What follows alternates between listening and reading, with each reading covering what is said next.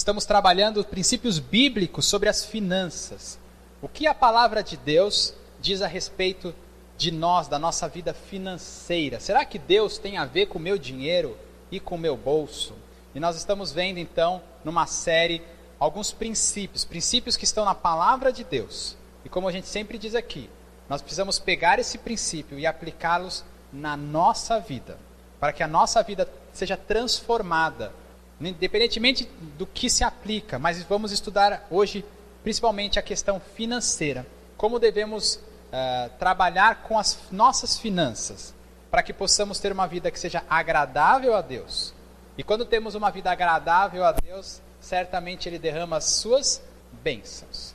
Na semana anterior, nós vimos alguns princípios sobre como cuidar das nossas finanças. Vimos 6 princípios e hoje daremos continuidade vendo outros 6 princípios. É importante a gente entender que nós separamos esse estudo em 4 aspectos. O primeiro aspecto é como nós lidamos com as nossas finanças em relação a mim mesmo, certo? Como que eu cuido das minhas finanças, de acordo com a palavra de Deus. O segundo passo é como eu cuido das minhas finanças em relação à minha família, como eu cuido das finanças familiares. O terceiro passo está lá no cantinho, ó. Como eu cuido das minhas finanças em relação a Deus. E por último, como eu cuido das minhas finanças em relação às outras pessoas que me cercam, no trabalho, nos negócios e coisas assim. Mas hoje, especificamente hoje, nós vamos trabalhar então 6 princípios de como eu cuido das finanças em relação a mim mesmo.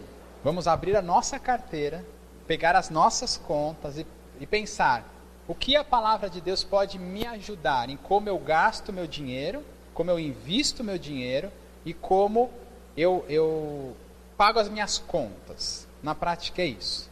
Nós já vimos outros 6 princípios e vamos dar continuidade aqui. Amém? Se você tiver alguma pergunta aí, você pode me interromper e me perguntar. Vamos lá então. Primeiro princípio de hoje. Gaste o seu dinheiro no que importa. E vamos ler um versículo. Hoje os versículos estão lá no PowerPoint, vamos ler. Esse versículo está no livro de Isaías, no capítulo 55, versículo 2. Diz assim: por que gastai o dinheiro naquilo que não é pão, e o produto do vosso trabalho naquilo que não pode satisfazer? Ouve-me atentamente e comei o que é bom, e a vossa alma se deleite com a gordura. Um dos segredos do sucesso na área financeira, do ponto de vista de Deus, é quando a gente pega os nossos recursos, estamos falando de dinheiro, e a gente gasta naquilo que é importante. Podemos pensar do modo inverso. Você já entrou numa lojinha de variedades, onde é tudo bem baratinho? Você consegue entrar naquela loja e não comprar alguma coisa? Se você tiver um trocadinho no bolso, com aquele monte de bugiganga lá, você fala assim: olha que legal isso daqui para minha cozinha, olha, custa só R$2. Aí você pega aquele negócio. É isso aí. Se você não tiver uma listinha nessas lojas, você certamente se perderá naquele monte de corredor e um monte de coisinha que não presta para nada. Isso, olha lá, isso aí. Porque senão a gente, pela tendência natural, a gente vai comprar coisa que não é importante para mim naquele momento. É como se a gente gastasse e o dinheiro fosse por água abaixo. Você já comprou alguma coisinha nessas lojas? Outro dia eu comprei aquela luzinha de parede e a gente usou acho que umas 3 noites, na 4ª quebrou. Aquele abajurzinho, entendeu? Por quê? Porque era de pouca qualidade e aquele dinheiro foi pro ralo, né? A gente pega dinheiro assim, você já pensou nisso? Você já comprou 1 litro de leite, derramou 1 litro de leite sem querer e pensou assim: parece mesquinharia. Nossa, imagina, custou R$3 o litro de leite. Era como se eu tivesse pego da minha carteira R$3 amassado e jogado no lixo. Quando a gente vai numa lojinha dessa e compra alguma coisa que não tem importância, não tem serventia para mim naquele momento, nem para mim, nem para minha família, é como se eu tivesse pego aqueles R$10, rasgado e jogado no lixo. E um conselho importante que a Bíblia nos dá é justamente esse: não jogue dinheiro fora, gaste naquilo que é importante. Muitas vezes quando você vai ver o site ou um livro de um consultor financeiro, mesmo que ele não seja crente, ele vai dizer para você fazer uma tabela de como você gasta o seu dinheiro, uma planilha. E provavelmente, se for um cara sério, ele vai dizer assim, liste todos os seus gastos, inclusive os centavos. E aí você vai gastando lá, comprei R$1 de salgadinho, no outro dia mais R$3 de salgadinho, no outro dia mais R$3 de salgadinho, e vai anotando essas porcarias que você vai gastando. Aí você vai chegar no fim do mês, você pega a sua planilha e vai olhar o que você gastou.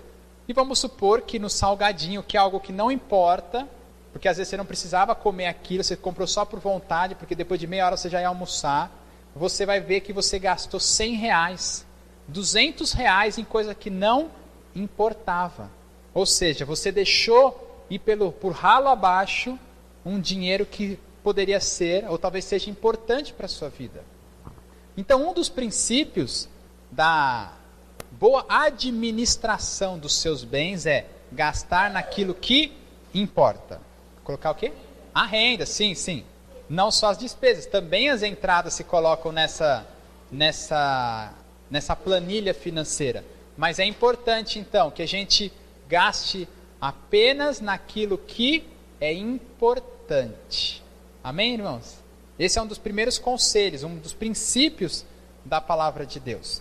E todo princípio, então, quando ele é aplicado, nós vamos receber fruto das bênçãos de Deus na nossa vida.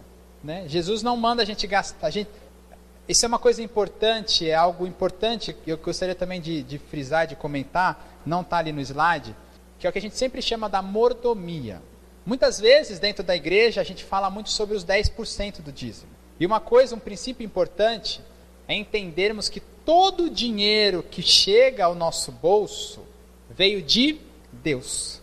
Tudo que eu ganho é de Deus. A palavra de Deus diz que Deus é o dono do ouro e da prata. E o que é um mordomo? O mordomo é aquele que cuida daquilo que não é seu. Quando nós entendemos que estamos aqui na terra, mas fomos comprados por alto preço, ou seja, que a minha vida não é mais minha, essa é a base de toda a reeducação financeira baseada na Bíblia. Porque quando entendemos que a minha vida não é mais minha, mas de Jesus, nós vamos entender também que o meu tempo também não é mais meu, mas também é de Deus. Isso há um versículo lá no capítulo 5 de Efésios, que vai falar que nós precisamos não ser como tolos, mas como sensatos, que sabemos gastar o meu tempo. E isso também se aplica ao dinheiro, e se aplica muito bem a esse princípio. Porque quando eu entendo que todo o dinheiro que chega ao meu bolso não é mais meu, mas sim é de Deus, quando eu pegar o dinheiro eu vou pensar assim, esse dinheiro é de Deus. Como eu vou gastar o dinheiro de Deus? Ainda nesse princípio, alguém já te deu R$100 e disse assim, Araújo, tô R$100, faz uma compra para mim lá no mercado e você leva em casa. Mas o que você quer? Você vai me perguntar. Fala, não, pode escolher aquilo que você acha que é bom para uma refeição para mim. Aí você vai pegar o dinheiro e vai comprar só bolacha recheada, doce de leite, leite condensado, só porcaria, sim? E vai chegar lá com uma cesta cheia de bobagem e falar, gastei os R$100 para você. Faz uma refeição. Você vai olhar e falar assim, meu Deus, não dá para fazer uma comida aqui. Só tem doce, só tem bala. Né? Pega uma criança, dá R$10 e fala assim, compra alguma coisa importante lá no mercado. Ela vai gastar R$10 em bala. É importante bala? Não, não é importante. Né? Então, quando a gente pega o dinheiro dos outros para fazer a compra, a gente é mais cuidadoso. A gente vai olhar e vai conferir o valor da mercadoria. Porque eu não quero gastar dinheiro à toa. Eu não quero gastar naquilo que não importa. Mas assim é o nosso dinheiro do dia a dia. O nosso dinheiro não é nosso. Nosso dinheiro é de Deus. Como eu vou gastar o dinheiro de Deus? Se nós pensarmos sobre esta nova perspectiva de vista, certamente os nossos gastos vão mudar. Certamente os nossos gastos vão mudar. Certamente eu vou gastar menos. Vou comprar menos bobagem. E vai me sobrar mais dinheiro. E isso é reeducação financeira. Amém? Então esse é o primeiro princípio. O princípio do gaste naquilo que importa. Um segundo princípio que vamos trabalhar nessa noite é o princípio do contentamento. Isso aí. Ó, que interessante. Ela fez uma pergunta a respeito daquele versículo. Aquele versículo fala de comida. E nós pegamos esse princípio para aplicar na nossa vida. A gente vive só de comida? Não. Abra lá na sua Bíblia, se você tiver com uma aí, em Mateus, capítulo 6. Quando nós pensamos então na mordomia, nós vamos entender que nós precisamos fazer uma lista de valores. Porque quando a gente faz uma lista de valores, nós vamos ver o que importa, o que é mais importante. O que é mais importante vai estar no topo da lista. E o que é menos importante vai estar no final da lista. Vamos ver o que Jesus diz, alguma coisa a respeito de valores. Ele vai dizer assim, ó, Mateus 6:25.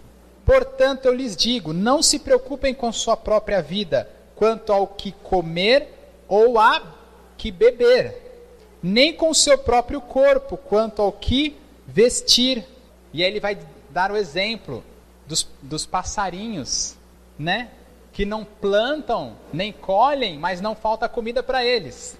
E também vai dar o exemplo dos lírios do campo, que não fazem nada, mas são vestidos com muito esplendor.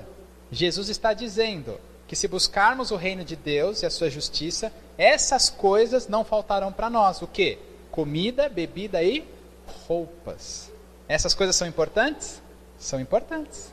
E aí a gente pode avançar nesse princípio. O quanto de roupa é importante para nós? Olhe para o seu guarda-roupa quando você chegar em casa. E pense que nos tempos bíblicos, uma pessoa muito rica tinha 2 peças de roupa. A maioria das pessoas tinha apenas uma túnica. Quantas camisas e camisetas nós temos? Uma vez eu abri o armário de calça da minha irmã e parecia a M-Officer. Sabe, você vai no shopping assim, naquela loja de calça, e tem aquelas pilhas assim, ó, de calça. E eu pensei, sem brincadeira, ela tinha mais de 50 calças jeans. Ela trabalhava no shopping. Mas alguém precisa de 50 calças jeans? Não. Entende? Quando a gente precisa fazer uma lista de valores. E às vezes a gente se deixa caminhar pelos conceitos do mundo.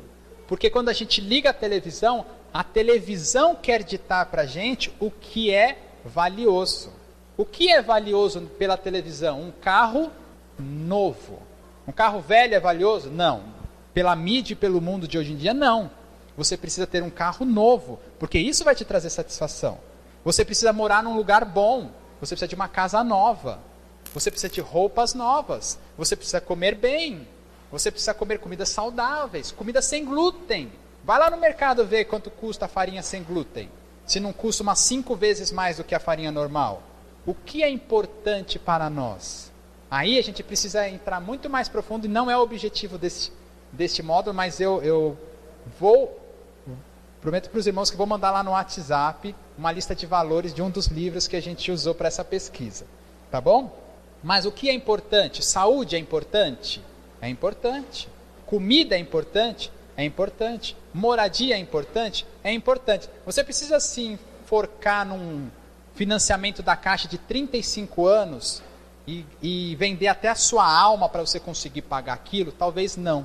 Talvez não tenha problema você morar de aluguel o resto da vida, mas conseguir viver decentemente.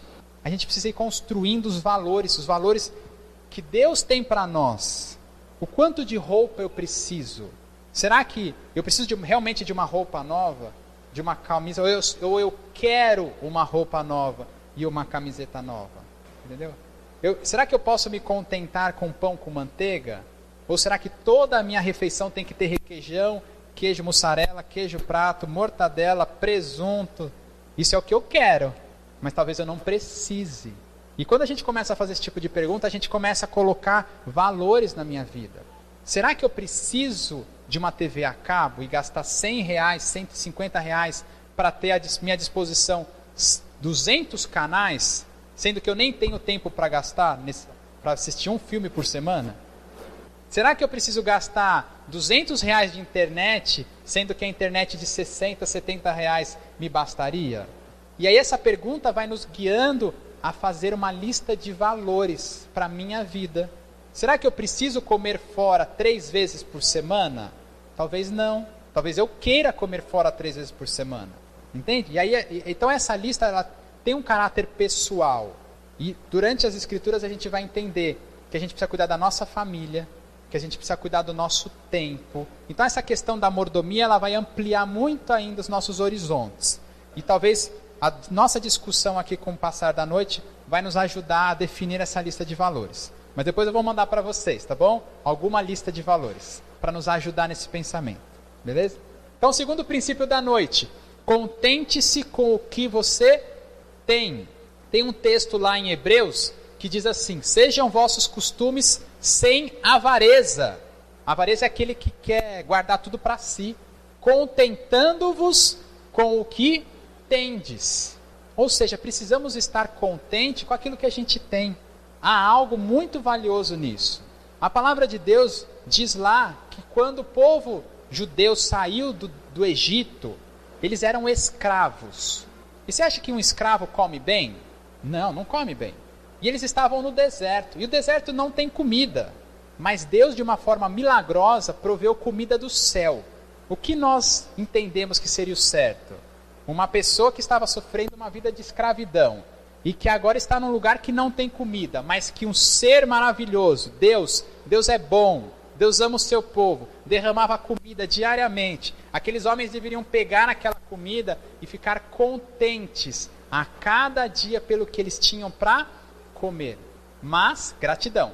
Mas aquele povo ficou insatisfeito, ingrato, e começou a murmurar, a reclamar, porque eles não estavam satisfeitos com o que eles tinham para comer. E começaram a falar: mas lá no Egito a gente comia peixe, a gente comia alho poró, cebola e um monte de outras coisas. E eu estou insatisfeito com o que eu tenho para comer. A maioria das famílias cristãs pelo mundo afora tem um mesmo hábito. Sentam-se à mesa e dizem assim: Senhor, obrigado pela comida que eu tenho para comer. Esse é o treino do contentamento. Mas acontece uma coisa muito interessante, muitas vezes com as crianças.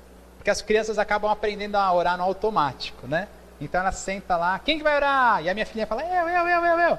Então vai lá, Esther, pode orar. Senhor, muito obrigado por essa comida, em nome de Jesus, amém.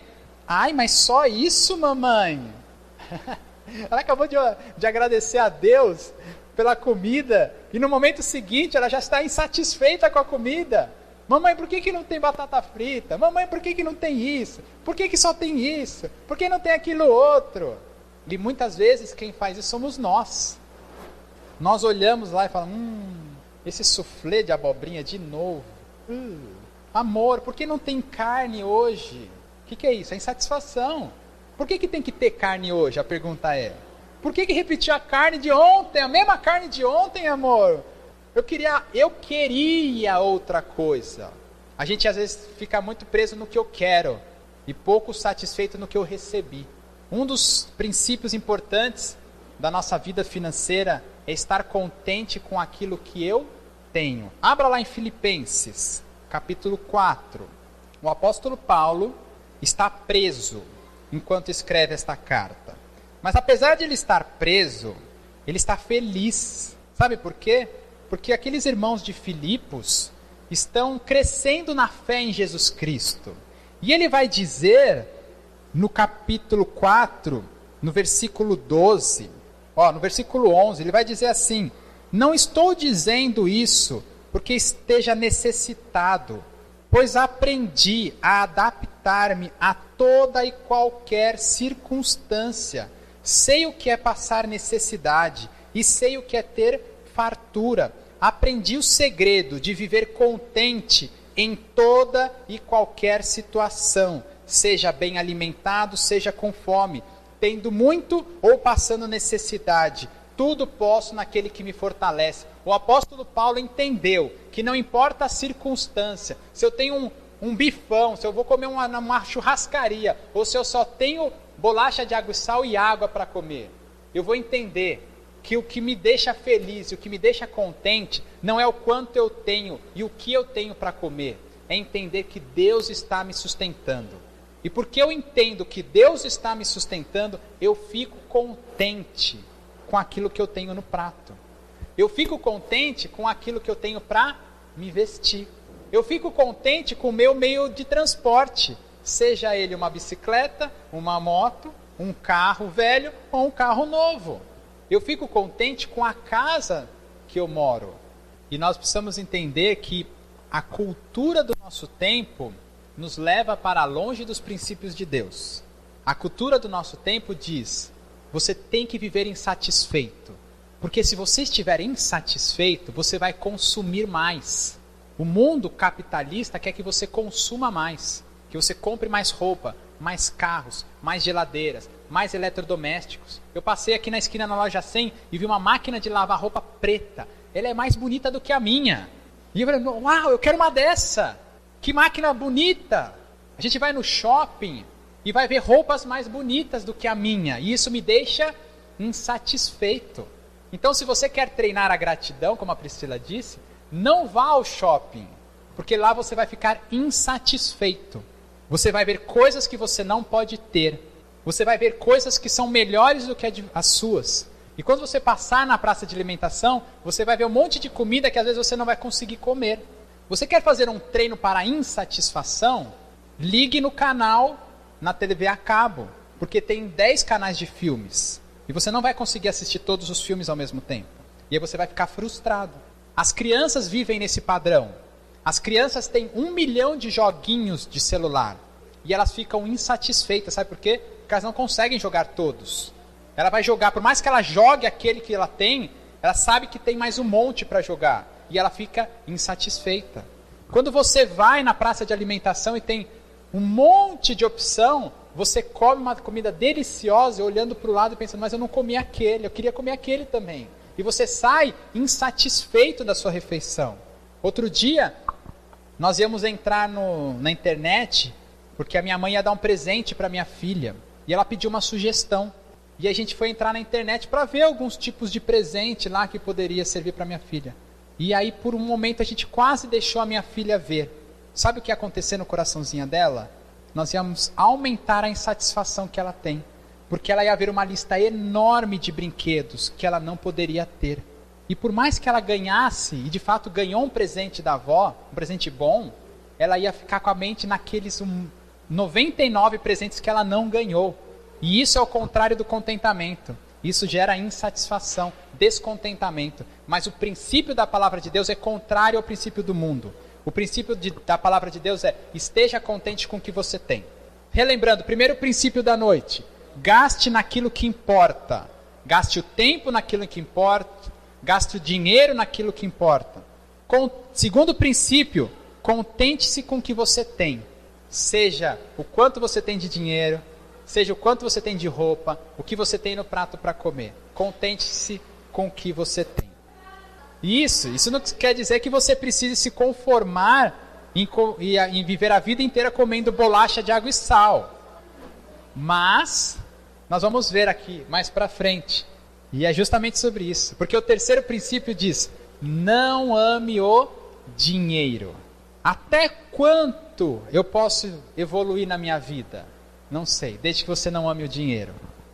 Como assim? A palavra de Deus diz em 1 Timóteo 6,10: porque o amor ao dinheiro é a raiz de toda espécie de males. E nessa cobiça, alguns se desviaram da fé e se transpassaram a si mesmo com muitas dores. O texto está dizendo que que o dinheiro é a raiz de todos os males? Não.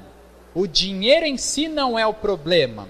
O problema é quando passamos a amar o dinheiro acima das outras coisas. O dinheiro é necessário para a nossa vida. Nós vivemos num mundo comercial, capitalista. Nós trabalhamos e ganhamos dinheiro. E nós precisamos desse dinheiro para comprar coisas que sejam necessárias para a minha vida, para a vida da minha família. Mas eu não devo amar o dinheiro. Sobre a questão do amar, eu queria compartilhar com vocês algo que a minha esposa disse um dia, uma palavra de sabedoria da minha esposa. Porque muitas vezes nós usamos a palavra adorar, a palavra amar e a palavra gostar. E num dos exercícios e ao redor da mesa, ensinando minhas filhas a respeito do que nós deveríamos gostar, do que nós deveríamos amar e no que nós deveríamos adorar, ela trouxe-nos essa palavra. Porque entendemos que a adoração é o auge do meu amor. É quando, além de amar, eu me entrego para aquilo. E a palavra de Deus que diz que nós devemos adorar apenas a Deus. Só Deus é digno de adoração. Mas a palavra de Deus diz que nós devemos amar o próximo como a mim mesmo.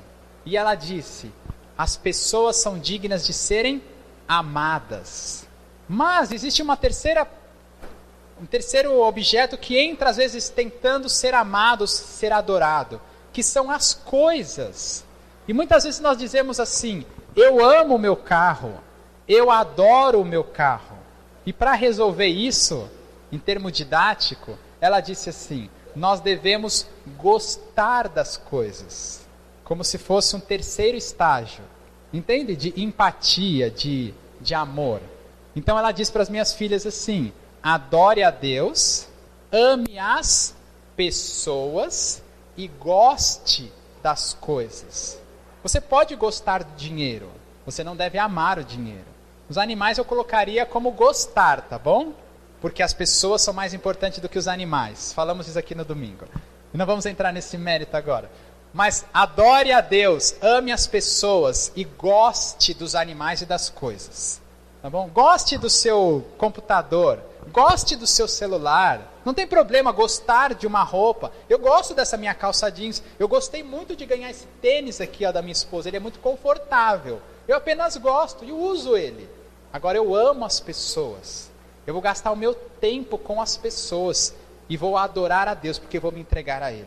Quando nós passamos a amar o dinheiro e colocamos o dinheiro como algo na minha lista de valor mais importante do que outras coisas, eu vou deixar outras coisas para trás e vou focar no dinheiro. Quando Paulo falou isso para Timóteo, Paulo estava repreendendo os falsos mestres, que ao invés de transmitir a fé de graça, eles fazem isso em busca de dinheiro, e fazem isso porque amam o dinheiro, e quando fazem isso se desviam da fé.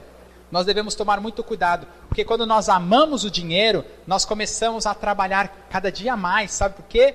Porque agora eu não quero mais ser bem-sucedido, eu não quero mais abençoar as pessoas, mas eu quero dinheiro. Alguém lembra do tio Patinhas? Né? E ele tinha aquela cúpula lá, cheia de moedinhas de ouro, e ele pulava lá e nadava lá. O tio Patinhas amava o dinheiro. Nós não devemos amar o dinheiro, nós desprezaremos todo o resto. Nós precisamos, sim, conquistar o dinheiro de forma lícita e gastá-lo com sabedoria. O dinheiro não é o mal, o amor ao dinheiro é o nosso problema. Então, recapitulando, nós temos 3 princípios já hoje. O primeiro princípio: gaste no que importa. O segundo princípio: contente-se com o que você tem. Terceiro princípio: não ame o dinheiro. Quarto princípio: não seja servo do dinheiro. Olha que interessante. Lá em Mateus 6:24, Jesus disse assim: ninguém pode servir a 2 senhores, pois odiará um e amará o outro, ou se dedicará a um e desprezará o outro. Vocês não podem servir a Deus e ao dinheiro. Quantas vezes nós estamos a serviço do dinheiro? Nós estamos aqui na terra, entregamos a nossa vida a Jesus para quê? Para servir a Jesus, para fazer a vontade de Deus, para fazer a vontade do meu Senhor, do meu Mestre.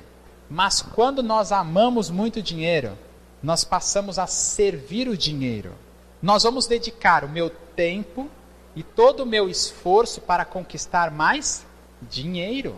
Eu vou deixar família para trás, eu vou deixar esposa para trás, porque na verdade eu estou a serviço do dinheiro. Outro dia eu vi uma reportagem muito interessante, eu comentei até com a Priscila sobre essa reportagem.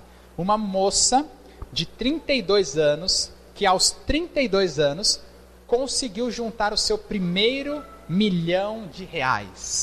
Quem aqui gostaria de R$1 milhão? E aí na reportagem descrevia os passos que ela fez para alcançar o seu primeiro R$1 milhão. E talvez tenha passado desapercebido de 99,9% das pessoas que leram aquela reportagem. Mas algo me chamou a atenção. Diz que aos 29 anos, após a separação com o marido, ela dividiu os bens e ficou com o apartamento, já tinha um carro próprio, não sei o que lá. O objetivo da vida dela desde que ela tinha 7 anos, era ficar rica. É como se na juventude dela, ela tivesse feito um pacto com um Deus. Imaginem isso. Se houvesse um Deus que simboliza a riqueza, e vamos chamar esse Deus de Mamon. É como se ela tivesse feito um pacto com esse Deus. E tivesse dito assim, ó, Deus, eu vou te honrar. Eu vou te honrar ganhando o máximo de dinheiro que possível. Eu vou ficar rica. Não importe o que entre na minha frente. Eu vou passar por cima de tudo. Mas eu vou conquistar o meu R$1.000.000. E aí o Deus dela ia ficar feliz. E ela trabalhou, pisou em cima de colegas de trabalho, e foi crescendo, e trabalhou, e trabalhou, e trabalhou, e casou no meio das contas, mas não, o casamento não importa tanto assim, despreza o marido, porque o meu objetivo de vida é juntar R$1.000.000. Isso é servir ao dinheiro. Esse texto aqui, no original, diz que vocês não podem servir a Deus e a Mamon. Na época de Jesus, existia um Deus que simbolizava a riqueza, e o nome dele é Mamon. Quantos homens e mulheres trabalham servindo ao dinheiro e se esquecem das suas famílias, se esquecem dos seus cônjuges, se esquecem da sua própria saúde por causa do dinheiro. E vão trabalhar 8 horas da manhã e trabalham até 11 horas da noite e dizem, eu preciso trabalhar mais, porque eu preciso dar mais para a minha família, porque eu ainda não conquistei tudo aquilo que eu quero. Essas pessoas estão servindo ao dinheiro. Mas a Bíblia diz, não sirvam ao dinheiro. Sirvam a Deus, façam a vontade de Deus, porque é impossível servir ao dinheiro e servir a Deus ao mesmo tempo, porque você vai agradar um e vai desprezar o outro. Quarto princípio, então, não sirva ao dinheiro. Primeiro princípio, gaste com o que importa. Segundo princípio, contente-se com o que você tem. Terceiro princípio, não ame o dinheiro. Quarto princípio, não sirva ao dinheiro. Quinto princípio da noite, eduque-se financeiramente. O coração do entendido adquire conhecimento e o ouvido dos sábios busca a sabedoria. Provérbios 18:15. Hoje nós temos ferramentas que nos ajudam a nos educar financeiramente. Hoje existem livros que nos ajudam a nos educarmos financeiramente. Nós precisamos buscar conhecimento, buscar entendimento e colocar essas coisas em prática. No início da palestra nós falamos aqui a respeito de uma planilha financeira. O que é uma planilha financeira? É quando você lista os seus gastos e os seus recebimentos. Levanta aí, Priscila, para você mostrar para o pessoal aí, ó. Olha lá que legal, isso é uma planilha financeira. É um lugar onde você anota os seus gastos e os seus recebimentos. Eu tenho uma planilha financeira na minha casa, que eu uso o meu computador, ponho lá no Excel, tudo que eu gasto eu vou listando, e chega no fim do mês eu sei quanto eu gastei no mercado, em comida, eu sei quanto eu gastei em comida que eu como fora, eu sei quanto eu gastei de gasolina, o quanto eu gastei de pedágio, e quando eu olho aquilo lá, eu percebo, olha, eu gastei mais do que eu ganhei. O que eu posso riscar da minha lista? Onde eu posso economizar? Olha, sobrou dinheiro aqui.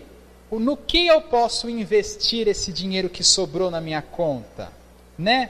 Previsão, o quanto eu posso gastar por mês? Quanto você ganha? Não sei. Quando você é assalariado é fácil.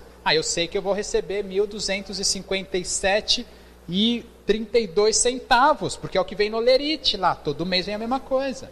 Mas quando nós somos autônomos, né, Maria Aparecida? Quanto eu ganho no fim do mês, lá na minha barraca de pastel na feira? Será que eu anotei tudo que eu ganhei naquele dia, naquele domingo? E quanto eu gastei? Eu ganhei uma fortuna, eu ganhei R$10.000 no mês. Mas tudo isso foi o que sobrou para sua casa? Não sei. Como que a gente sabe disso? Listando tudo que eu gastei para poder ganhar aqueles R$10.000. E às vezes a gente vai anotar, seja num computador ou seja num caderninho, e eu vou ver que eu ganhei R$10.000, mas que eu gastei R$8.000. Então, na verdade, eu não ganho R$10.000 por mês, eu ganho só R$2.000. E isso você ganha só R$2.000. Isso se chama educação financeira. A educação financeira, então, passa por entender, ter sabedoria para gerenciar o quanto você ganha e o quanto você recebe. Mas não só isso, mas a saber valorizar naquilo que eu preciso gastar, a economizar para os problemas futuros e a abençoar outras pessoas. Entendem isso? É sempre bom a gente ter alguém, é verdade, é sempre bom a gente ter alguém que nos ajuda a controlar, né? Hoje a gente vive num mundo de crédito fácil. Já ouviram essa palavra? Então você tem o cartão de crédito e no cartão de crédito você tem um limite de 15 mil reais. Então você vai lá, parcela lá em 3, 4 vezes. Aí vai lá, parcela em 10 vezes. Aí vai lá, parcela em 8 vezes. Parcela em 6 vezes. Daqui a pouco, você pensa assim, tem umas coisinhas parceladas. Vai ver a soma de todas aquelas parcelas, dá 500 reais por mês. E aí você quebra na sua finança porque você parcelou coisa demais e usou um crédito, um dinheiro que não era seu. Um dinheiro que você não tinha. E é isso que afunda a maioria das contas pessoais. É quando a gente começa a usar esse crédito que eu não tinha. Quando você financia um carro, uma geladeira, um apartamento, você vai olhar a parcela e você vai ver que se você vai pagar uma parcela de R$1.000, 200 é para pagar o carro e 800 é para pagar os juros. E isso é falta de educação financeira. Às vezes é o único meio que você tem para comprar, adquirir um imóvel, um bem que você precisa. Mas muitas vezes isso é um mau negócio. Aliás, quase todas as vezes isso é um mau negócio. Então a gente precisa saber como gastar, analisar as nossas contas, saber o quanto eu ganho, saber o quanto está disponível para eu comprar aquele bem, o quanto tempo eu preciso para comprar aquele bem. Talvez se você tem uma sobra financeira, vale mais a pena você economizar aquilo durante meses e depois com um montante maior negociar. Tudo isso faz parte da educação financeira. Agora a educação financeira começa de pequenininho. Começa quando você dá R$5 para o seu filho e diz assim, esses R$5 você precisa abençoar, aliás, honrar a Deus com suas riquezas, e ensinar para a criança que desde pequenininho uma parte daquilo deve voltar para Deus. Que uma parte daquilo talvez fosse bom que ela economizasse, para mais para frente ela comprar alguma coisinha que ela queira. E que só uma parte daquilo ela vai gastar imediatamente. Nós precisamos ajudar e criar uma cultura de educação financeira nas nossas casas. Então tá, estamos lá então no quinto princípio. Então o primeiro princípio, gaste naquilo que importa. O segundo princípio, contente-se com o que você tem. Terceiro princípio, não ame o dinheiro. Quarto princípio, não sirva ao dinheiro. Quinto princípio, eduque-se financeiramente. E por último, o último princípio desta noite, o sexto princípio é: tome cuidado em desejar ser rico. Que perigo essa pergunta, né? Quem aqui quer ser rico? Eu também gostaria de ser rico. 1 Timóteo 6:9. Mas os que querem ser ricos caem em tentação e em laço e em muitas concupiscências ou muitas cobiças loucas e nocivas, que submergem os homens na perdição e na ruína. Jesus disse que nós deveríamos juntar tesouros aonde? No céu. Porque aqui na terra a ferrugem e a traça corrói. O conselho de Jesus para nós é: sejam ricos espiritualmente e não materialmente. Em outra passagem Jesus disse assim: como é difícil um rico entrar no reino dos céus. Porque as riquezas, irmãos, trazem uma sensação, uma falsa sensação de independência. Certa vez eu estava andando por Indaiatuba. Tem um primo, um irmão nosso muito querido lá, que mora em Indaiatuba. E Indaiatuba é uma das cidades mais ricas do nosso estado, aqui da região de Campinas. E eu andando por Indaiatuba, percebi a riqueza daquele lugar. E algo me chamou muito a atenção. Sabe o que era? Falta de igrejas. Porque os ricos não precisam de Deus. Isso talvez ofenda-nos, entende? Porque o rico, muito normalmente, ele se sente autossuficiente. Tudo ele pode comprar. Ele sente uma falta de alguma coisa, ele vai lá e a riqueza compra aquilo lá. Jesus, não. Jesus é para os fracos. Jesus é para os pobres. Eu me sustento. Eu sou dono do meu nariz. Eu sou dono do meu sustento. E a pergunta que muitas vezes a gente faz para os ricos quando morrem é: e aquele rico? levou alguma coisa para o caixão? A gente não fala isso? Por quê? Porque a riqueza desse mundo, a traça e a ferrugem corroem. Em Provérbios 30, versículo 7, a partir do versículo 7 vai dizer assim: 2 coisas que peço que me des antes que eu morra. Mantém longe de mim a falsidade e a mentira. Não me des nem a pobreza e nem a riqueza. Dá-me apenas o alimento necessário. Senão, tendo demais, eu te negaria e te deixaria e diria: quem é o Senhor? Se eu ficasse pobre, poderia vir a roubar, desonrando assim o nome do meu Deus. É muito fácil, quando estivermos encharcados das riquezas deste mundo, olharmos para Deus e dizer: quem é o Senhor?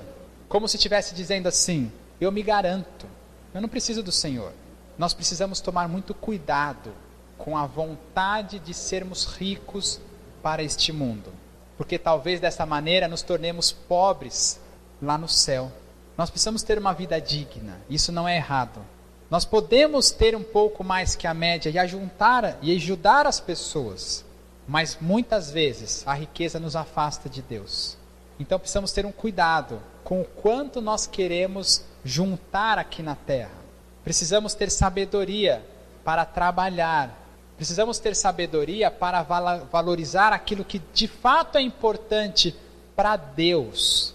Precisamos ter sabedoria para gastar o que de fato é valioso dentro da nossa escala, dentro da escala de valores de Deus. Nós precisamos ter sabedoria para investir o nosso tempo e o nosso esforço, não em busca de mais dinheiro e riqueza deste mundo, mas em busca de riqueza espiritual, onde a traça e a ferrugem não corroem. Jesus disse: se ganharmos uma alma, isso vale mais do que ganhar o mundo inteiro. Jesus disse numa parábola: quem é tu, louco, que juntou tantas coisas? Nesta mesma noite pedirei a tua alma. Mostrando que não foi em vão aquele homem juntar muitas riquezas. Por muitas vezes, andar e ser um seguidor de Cristo foi sinal de pobreza. Mas talvez a melhor palavra para a gente traduzir para os seguidores de Jesus Cristo não seja pobreza, mas sim simplicidade. Porque a simplicidade nos remete a uma criança que está brincando na rua com um carrinho que às vezes só tem 3 rodinhas. Ele está feliz e contente com aquilo. Ele não está em busca de mais. Ele apenas se contentou com o que ele tinha. Nós vivemos num mundo onde as crianças têm um armário de brinquedos e não brincam com nenhum. Elas são ricas em brinquedos, mas não se agradam daquilo. Talvez a gente precise voltar a uma vida mais simples. Talvez com menos peças de roupas, com menos calças, com menos tênis, com menos sapatos, com menos talheres na gaveta, com menos eletrodomésticos. Talvez dessa maneira, trabalhando o nosso espírito e sendo gratos a Deus por tudo aquilo que Ele fez em primeiro lugar por mim e por tudo aquilo que Ele nos deu, e com sabedoria, sabendo gastar aquilo que Ele tem nos dado, abençoando outras pessoas, abençoando o trabalho e a obra de Jesus aqui na terra. Quanto você tem investido em missionários para alcançar pessoas pobres da África? Mas quanto você vai gastar na pizza na sexta-feira à noite? Quando a gente começa a fazer essas perguntas, a gente começa a se aproximar do padrão que Deus tem para a nossa vida financeira. E se nós seguirmos esses princípios, estudamos apenas 6, isso não é o bastante, mas se seguirmos apenas alguns princípios que estão contidos na palavra de Deus, certamente os nossos caminhos florescerão. E eu queria, por último, para acabar a nossa reunião aqui, relembrar os 6 princípios. Primeiro, gaste no que importa. Contente-se com o que tem. Não ame o dinheiro. Não sirva, não seja servo do dinheiro. Eduque-se financeiramente e tome cuidado em desejar ser rico. Amém? Gostaria de orar com os irmãos. Senhor Deus, Pai de todo o universo, Senhor, Criador de todas as coisas e dono do ouro e da prata. Queremos render, Senhor, a nossa vida a Ti. Pedir que o Senhor nos guie a estes princípios, nos lembre desses princípios que nós aprendemos nesta noite e nos ajude a colocar em prática a Tua palavra na minha vida financeira. Que o Senhor me ajude, Senhor, a discernir aquilo que é valioso, aquilo que é importante. Que o Senhor me ajude a gastar o meu tempo, o meu dinheiro e o meu esforço naquilo que realmente é importante. Me ajuda, Senhor, a fugir do amor ao dinheiro. Me ajuda, Senhor, a fugir da tentação que o mundo coloca sobre mim, Senhor. Nos ajuda, Senhor, como igreja, a sermos gratos por tudo aquilo que o Senhor tem nos dado. E que assim como o Senhor Jesus nos ensinou no Pai Nosso, nós te agradecemos pelo pão de cada dia. Obrigado, Senhor, pelo que o Senhor tem nos sustentado, pelo que o Senhor tem nos dado de comer a cada dia, pelo que o Senhor tem nos dado de vestir a cada dia, pelo nosso meio de transporte. Obrigado, Senhor, porque o Senhor não se esqueceu de nós, porque o Senhor nos sustenta com uma boa mão, uma mão amorosa, porque o Senhor está preocupado com a nossa vida, com a vida da nossa família. Obrigado pelo emprego que o Senhor nos deu, obrigado pelo dinheiro que o Senhor tem entregue nas nossas mãos, e nos ajude, Senhor, a sermos bons mordomos daquilo que o Senhor tem nos entregue. Eu te peço e desde já te agradeço, em nome do nosso Salvador, aquele que morreu na cruz e derramou seu sangue para nos salvar, Jesus Cristo. Amém. Amém.